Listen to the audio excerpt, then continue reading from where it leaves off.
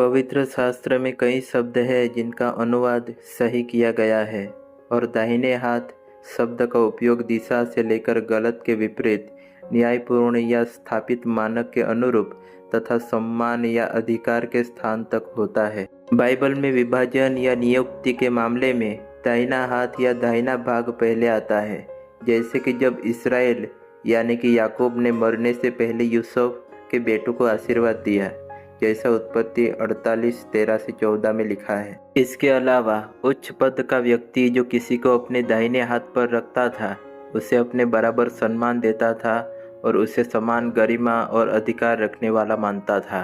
और यही बात प्रेरित पौलुस ने इफिसियों में यीशु मसीह के बारे में लिखी है। इफिसियों 1:19-21 में लिखा है, और उसकी सामर्थ हम में जो विश्वास करते हैं कितनी महान है, उसकी शक्ति के प्रभाव के उस कार्य के अनुसार जो उसने मसीह में किया कि उसको मरे हुए में से जिलाकर स्वर्गीय स्थानों में अपनी दाहिनी ओर सब प्रकार की प्रधानता और अधिकार और सामर्थ और प्रभुता के और हर एक नाम के ऊपर, जो न केवल इस लोक में पर आने वाले लोक में भी लिया जाएगा, बैठाया। यहाँ हम देखते हैं कि परमेश्वर यीशु को पिता के दाहिने हाथ पर बैठाकर उसे अन्य सभी से ऊपर उठाता है।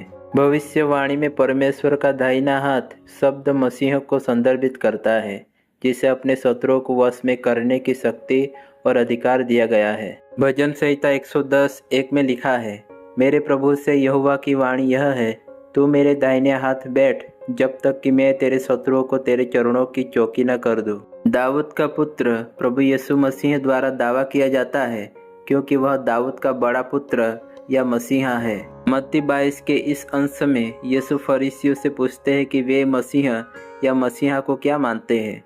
जब फरीसी इकट्ठे हुए तो यीशु ने उनसे पूछा, तुम मसीह के विषय में क्या सोचते हो? वह किसका पुत्र है?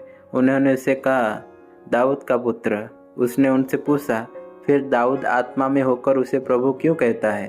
प्रभु ने मेरे प्रभु से कहा, तू मेरे दाहिने हाथ बैठ जब तक कि मैं तेरे शत्रुओं को तेरे चरणों की चौकी न कर दूं। यदि दाऊद उसे प्रभु कहता है तो वह उसका पुत्र कैसे हो सकता है, जैसा मत्ती 22:41-45 में लिखा है। मसीहा का स्थान परमेश्वर के दाहिने हाथ पर है। यह तथ्य कि यीशु मसीह परमेश्वर के दाहिने हाथ पर है शिष्यों के लिए एक संकेत था कि यीशु वास्तव में स्वर्ग चले गए थे।